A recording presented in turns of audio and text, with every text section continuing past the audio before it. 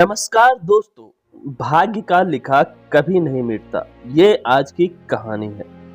एक गांव में एक बहुत ही ज्ञानी पंडित रहता था। एक दिन वह अपने बचपन के मित्र से मिलने के लिए दूसरे गांव जा रहा था। उसका मित्र बचपन से ही गूंगा और एक पैर से अपाहिज था। उसके मित्र का गांव काफी दूर था। रास्ते में कई छोटे छोटे गांव पड़ते थे। पंडित अपनी धुन में आगे चला जा रहा था। तभी रास्ते में उसे एक आदमी और मिल गया। वह भी पंडित के साथ साथ चलने लगा। पंडित ने सोचा चलो अच्छा ही हुआ, साथ साथ चलने से सफर जल्दी कट जाएगा। चलते चलते पंडित ने उस आदमी से उसका नाम पूछा तो उस आदमी ने अपना नाम महाकाल बताया। पंडित को यह नाम थोड़ा अजीब सा लगा, पर पंडित ने नाम के विषय में कुछ पूछना उचित नहीं समझा। दोनों धीरे धीरे साथ में चल ही रहे थे। तभी रास्ते में एक गांव आया तो महाकाल ने पंडित से कहा, तुम आगे बढ़ो, मुझे इस गांव में एक संदेशा देना है, मैं तुमसे आगे मिलता हूँ। पंडित ने कहा ठीक है, और वह आगे की ओर चल दिया। तभी गांव में खबर फैली कि एक व्यक्ति को भैंसे ने मार दिया है। जैसे ही भैंसे ने उस व्यक्ति को मारा, ठीक थोड़ी ही देर में महाकाल वापस आ गया। फिर चलते चलते दोनों एक दूसरे गांव के बाहर पहुंचते हैं। यहाँ पर एक छोटा सा मंदिर बना था और ठहरने की व्यवस्था भी अच्छी लग रही थी। पंडित के मित्र का गांव भी वहां से अभी काफी दूर था और रात्रि भी होने वाली थी। तो पंडित ने महाकाल से कहा, रात्रि होने वाली है, पूरा दिन चलते चलते थकान भी लग रही है और भूख भी लगी है, हम यहीं भोजन करके आराम कर लेते हैं, कल सुबह आराम से आगे का सफर करेंगे। महाकाल ने कहा ठीक है, मुझे इस गांव में किसी को कोई जरूरी सामान देना है, तुम खाना खाकर आराम करो, मैं बाद में आकर खा लूंगा। इतना कहकर वह वहां से चला गया। लेकिन उसके जाते ही कुछ देर बाद उस गांव में धुआं उठता दिखाई दिया और देखते ही देखते पूरे गांव में आग लग गई। पंडित ने आश्चर्य से सोचा कि यह महाकाल जहां भी जाता है वहां किसी ना किसी तरह की हानि जरूर हो जाती है, कुछ तो गड़बड़ है। लेकिन पंडित ने रात्रि में महाकाल से इस बात का कोई जिक्र नहीं किया। सुबह दोनों ने फिर अपने गंतव्य की ओर चलना प्रारंभ कर दिया। कुछ ही देर में फिर एक गांव आया तो महाकाल ने फिर पंडित से कहा, आप आगे चलते जाइए, मैं कुछ देर में आपको मिलता हूँ, मुझे इस गांव में भी कुछ जरूरी काम है, मैं काम करके आपसे आगे मिलता हूँ। यह कहकर महाकाल जाने लगा। लेकिन इस बार पंडित आगे नहीं बढ़ा, बल्कि वहीं खड़ा होकर महाकाल को देखता रहा कि अब वह कहाँ जाता है और क्या करता है। तभी लोगों की आवाजें सुनाई देने लगी कि किसी व्यक्ति को सांप ने काट लिया है और वह मर गया है। ठीक उसी समय महाकाल फिर से उस पंडित के पास पहुंच गया। लेकिन इस बार पंडित को सहन नहीं हुआ। उसने महाकाल से पूछ ही लिया कि तुम जिस गांव में जाते हो वहां कोई ना कोई नुकसान जरूर हो जाता है, क्या तुम मुझे बता सकते हो ऐसा क्यों हो रहा है? तो महाकाल ने जवाब दिया, पंडित जी, आप तो मुझे बहुत बड़े ज्ञानी मालूम होते हो, इसलिए मैं आपके साथ चलने लगा था, क्योंकि ज्ञानियों का संग बहुत अच्छा होता है, परंतु आप अभी तक समझ नहीं पाए कि मैं कौन हूँ। पंडित ने कहा, मैं समझ गया हूँ, लेकिन मुझे कुछ शंका है, अगर आप ही अपना उपयुक्त परिचय दे दें तो मुझे शंका नहीं होगी। महाकाल ने जवाब दिया, मैं यमदूत हूँ और यमराज की आज्ञा से उन लोगों के प्राण हरण करता हूँ जिनकी आयु पूर्ण हो चुकी है। हालांकि पंडित को पहले से ही इस बात की शंका थी, फिर भी महाकाल के मुंह से सुनकर पंडित घबरा गया। लेकिन फिर से हिम्मत करके पूछा, अगर ऐसी बात है और तुम सचमुच यमदूत हो तो बताओ अगली मृत्यु किसकी है? यमदूत ने जवाब दिया, अगली मृत्यु तुम्हारे उसी मित्र की है जिससे तुम मिलने जा रहे हो, और उसकी मृत्यु का कारण भी तुम ही बनोगे। यह बात सुनकर पंडित सहम सा गया।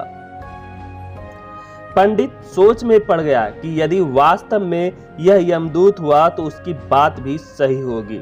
मेरे कारण मेरे बचपन के सबसे अच्छे मित्र की मृत्यु हो जाएगी।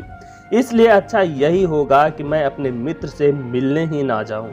कम से कम मैं तो उसकी मृत्यु का कारण नहीं बनूंगा। महाकाल ने कहा, तुम जो सोच रहे हो वह सब मुझे पता है, मगर तुम्हारे अपने मित्र से मिलने ना जाने से नियति नहीं बदल जाएगी। तुम्हारे मित्र की मृत्यु निश्चित है और वह अगले कुछ ही क्षणों में घटित होने वाली है। महाकाल के मुंह से ऐसी बातें सुनकर पंडित को झटका सा लगा, क्योंकि महाकाल ने उसके मन की बात जान ली थी, जो कि एक साधारण व्यक्ति के लिए संभव नहीं है। अब तो पंडित को विश्वास हो गया है कि यह महाकाल सचमुच में ही यमदूत है। वह अपने मित्र की मृत्यु का कारण न बने, इसलिए पंडित पीछे की ओर मुड़ा और अपने गांव की ओर जाने लगा। परंतु जैसे ही पंडित मुड़ा, उसका मित्र तेजी से उसकी ओर आता हुआ दिखाई दिया, जो पंडित को देखकर अत्यंत प्रसन्न दिख रहा था।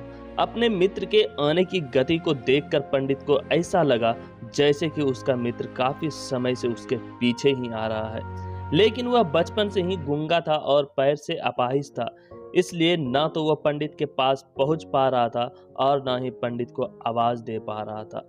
लेकिन जैसे ही वह पंडित के पास पहुंचा, अचानक उसकी मृत्यु हो गई। पंडित हक्का बक्का होकर महाकाल की ओर देखने लगा, जैसे कि वह पूछना चाह रहा हो कि आखिर क्या हुआ।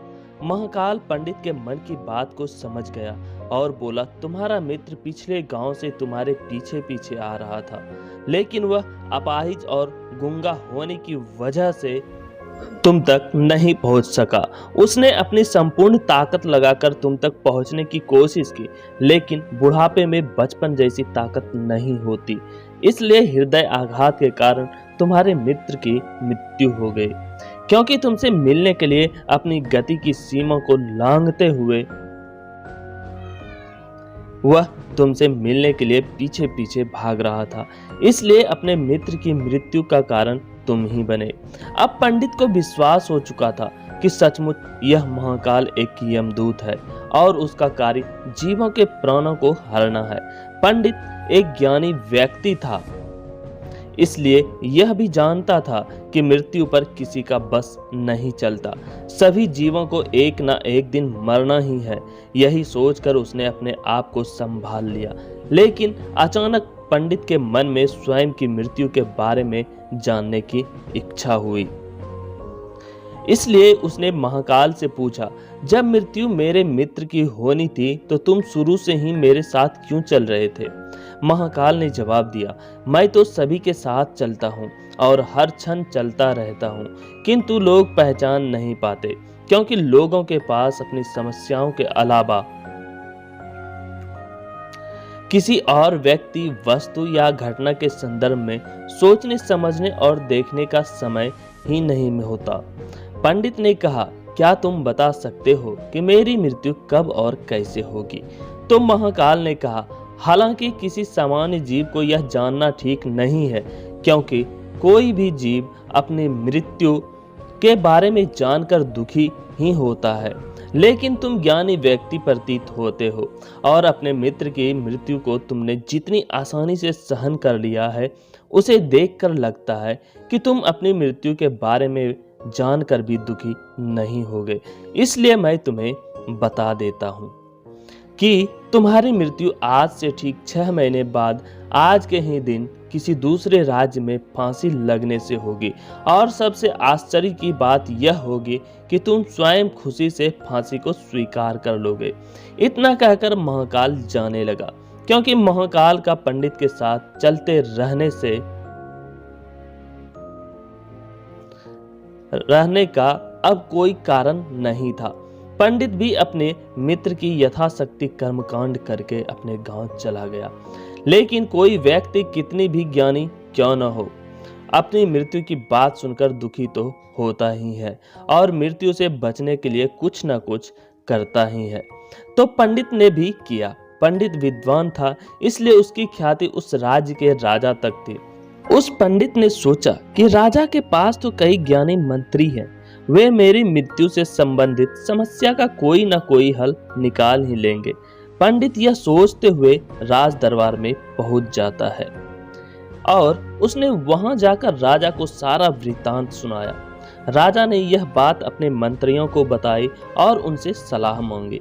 अंत में सभी ने विचार विमर्श करके कहा कि अगर पंडित की बात सही है तो यह तो निश्चित है कि उसकी मृत्यु 6 महीने के बाद ही होगी, लेकिन मृत्यु तब होगी जब वह दूसरे राज्य में जाएगा। यदि वह दूसरे राज्य में जाएगा ही नहीं तो मृत्यु भी नहीं होगी। मंत्रियों की यह सलाह राजा को भी ठीक लगी। बहुत सोच समझकर राजा ने पंडित के रहने की व्यवस्था महल में ही कर दी और राजा के आदेश के बिना उस पंडित से किसी को भी मिलने नहीं दिया जाता था। लेकिन पंडित कहीं भी आ जा सकता था ताकि पंडित को यह न लगे कि वह राजा की कैद में है। परंतु पंडित डर के कारण स्वयं ही कहीं आता जाता नहीं था। धीरे धीरे पंडित की मृत्यु का समय नजदीक आने लगा और वह भी दिन आ गया जिस दिन पंडित की मृत्यु होने वाली थी। पंडित अपनी मृत्यु को लेकर बहुत चिंतित था, इसलिए उस दिन पंडित डर के मारे जल्दी ही सो गया ताकि जल्दी से वह रात बीत जाए और अगला दिन आ जाए तो मृत्यु टल सके। लेकिन पंडित को स्वयं नींद में चलने की बीमारी थी और इस बीमारी के बारे में वह स्वयं भी नहीं जानता था। अतः राजा के किसी वैद्य को बताने का तो प्रश्न ही नहीं उठता। उसी रात पंडित को नींद में चलने का दौड़ा पड़ा। वह उठा और जेल से निकलकर अस्तबल में गया। पंडित राजा का खास मेहमान था, इसलिए किसी पहरेदार ने भी उसे नहीं रोका और न ही किसी तरह की पूछताछ की। अस्तबल में पहुंचकर वह सबसे तेज चलने वाले घोड़े की पीठ पर सवार होकर नींद में ही राज्य की सीमा के बाहर दूसरे राज्य में चला गया। इतना ही नहीं, वह दूसरे राज्य के राजमहल पहुंच गया और उस महल के पहरेदार ने भी उसे नहीं रोका और न ही कोई पूछताछ की। सभी लोग रात्रि के अंतिम प्रहर होने के कारण नींद में थे और वह पंडित सीधे राजा के शयन कक्ष में पहुंच गया जहां राजा और रानी सो रहे थे। वहां पंडित भी जाकर लेट गया। सुबह हुई तो राजा ने पंडित को रानी के बगल में सोया हुआ देखा, जिससे राजा बहुत क्रोधित हुआ और पंडित को गिरफ्तार कर लिया गया। पंडित को तो कुछ समझ में ही नहीं आ रहा था कि आखिर दूसरे राज्य में और राजा के शयन कक्ष में वह कैसे पहुंच गया। लेकिन वहां यह सब सुनने वाला कौन था? राजा ने पंडित को दरबार में हाजिर करने का हुक्म दिया। कुछ समय बाद पंडित को दरबार में लाया गया। कुछ समय बाद राजा का दरबार लगा, जहां राजा ने पंडित को देखा और देखते ही क्रोधित होकर पंडित को फांसी पर चढ़ा देने का आदेश सुना दिया। फांसी की सजा सुनकर पंडित कांप गया। फिर भी कुछ हिम्मत करके उसने राजा से कहा कि मैं यह नहीं जानता हूँ कि मैं राजमहल में कैसे पहुंचा और यह भी नहीं जानता हूँ कि मैं आपके शयन कक्ष में कैसे आया और आपके राज्य के किसी पहरेदार ने भी हमें नहीं रोका। लेकिन मैं इतना जानता हूँ कि आज मेरी मृत्यु होनी थी और अब सच में होने जा रही है। राजा को यह बात थोड़ी अटपटी लगी। उसने पूछा, तुम्हें कैसे पता कि आज तुम्हारी मृत्यु होनी ही है? तुम कहना क्या चाहते हो? राजा के इस सवाल के जवाब में पंडित ने महाकाल से मिलने की कहानी बता दी और कहा कि महाराज, मेरा क्या, किसी भी सामान्य व्यक्ति में इतना साहस नहीं कि वह राजा के शयन कक्ष में राजा की उपस्थिति में रानी के पास चला जाए और सो जाए। राजा को पंडित की बात में थोड़ी सत्यता दिखाई दी, परंतु उसने सोचा यह मृत्यु से बचने के लिए महाकाल और अपनी मृत्यु की भविष्यवाणी का बहाना बना रहा है। इसलिए राजा ने पंडित से कहा, यदि तुम्हारी यह बात सत्य है और आज तुम्हारी मृत्यु का दिन है जैसा कि तुम्हें महाकाल ने कहा था, तो तुम्हारी मृत्यु का कारण मैं नहीं बनूंगा। लेकिन अगर यह बात झूठी निकली तो निश्चित ही आज तुम्हारी मृत्यु का दिन होगा, क्योंकि पड़ोसी राज्य का राजा उसका मित्र था। उसने तुरंत सैनिकों के हाथ दूसरे राज्य के राजा को पत्र भेजा और पंडित की बात की सत्यता का प्रमाण मांगा। शाम तक भेजे गए सैनिक वापस लौटे और उन्होंने बताया, महाराज, पंडित जो कह रहा है वह पूर्णतया सत्य है। दूसरे राज्य के राजा ने पंडित को रहने के लिए अपने ही महल में संपूर्ण व्यवस्था कर रखी थी और पिछले 6 महीनों से पंडित राजा का मेहमान था। कल राजा इससे अंतिम बार मिले थे। इसके बाद इस राज्य में यह कैसे पहुंचा, इसकी जानकारी किसी को नहीं है। इसलिए उस राज्य के राजा के अनुसार पंडित को फांसी की सजा देना उचित नहीं है। लेकिन राजा के लिए एक नई समस्या आ गई, क्योंकि उसने बिना कुछ जाने ही पंडित को फांसी की सजा सुना दी थी। इसलिए अगर दंड फांसी नहीं दी जाए तो राजा के कथन का अपमान हो जाएगा, और अगर राजा के द्वारा दी गई सजा का मान रखा जाए तो पंडित की बिना वजह ही मृत्यु हो जाएगी। राजा ने अपने सभी मंत्रियों से इस बारे में चर्चा की। सभी मंत्रियों ने सुझाव दिया कि महाराज, पंडित को एक कच्चे सूत से फांसी लगवा दें। इससे आपके कथन का भी मान रह जाएगा और कच्चे सूत के धागे से पंडित को भी फांसी नहीं लगेगी और उसके प्राण भी बच जाएंगे। राजा को यह सुझाव अच्छा लगा। उसने ऐसा ही आदेश सुना दिया। पंडित के लिए कच्चे धागे के सूत का फांसी का फंदा बनाया गया और नियम के अनुसार पंडित को फांसी पर चढ़ाया जाने लगा। सभी लोग खुश थे कि ना तो पंडित मरेगा और न ही राजा का वचन झूठा पड़ेगा। पंडित को भी विश्वास था कि सूत के धागे से तो उसकी मृत्यु हो ही नहीं सकती, इसलिए वह भी खुशी खुशी फांसी पर चढ़ने को तैयार था, जैसा कि महाकाल ने उसे कहा था। लेकिन जैसे ही पंडित को फांसी दी गई, सूत का धागा तो टूट गया, लेकिन टूटने से पहले उसने अपना काम कर दिया था। पंडित के गले की नस सूत के धागे से कट चुकी थी और पंडित जमीन पर पड़ा तड़प रहा था। हर धड़कन के साथ उसके गले से खून की फुहार निकल रही थी और देखते ही देखते पंडित का शरीर पूरी तरह से शांत हो गया। सभी लोग आश्चर्यचकित थे। पंडित को मरते देख रहे थे। किसी को विश्वास ही नहीं हो रहा था कि इस कमजोर से धागे से किसी की मृत्यु हो सकती है। लेकिन घटना तो घट चुकी थी। नियति ने अपना काम कर दिया था। जो होना होता है वह होकर ही रहता है। हम चाहे जितनी भी सावधानियां बरतें, जितना भी उपाय कर लें, लेकिन हर घटना और घटना की पूरी प्रणाली पहले से ही तय होती है, जिसे हम थोड़ा सा भी इधर उधर नहीं कर सकते। इसलिए ईश्वर ने हमें भविष्य जानने की क्षमता नहीं दी है, ताकि हम अपने जीवन को ज्यादा बेहतर ढंग से जी सकें। और यही बात उस पंडित पर भी लागू होती है। यदि पंडित ने महाकाल से अपनी मृत्यु के बारे में ना पूछा होता तो 6 महीने राजा की कैद में डर डर कर जीने की बजाय ज्यादा बेहतर जीवन जीता। अगर आप इस कहानी को पूरा सुन चुके हैं तो इसके लिए मैं आपको धन्यवाद देता हूँ। आप ऐसी ही कहानी सुनने के लिए इस चैनल को सब्सक्राइब जरूर कर लें।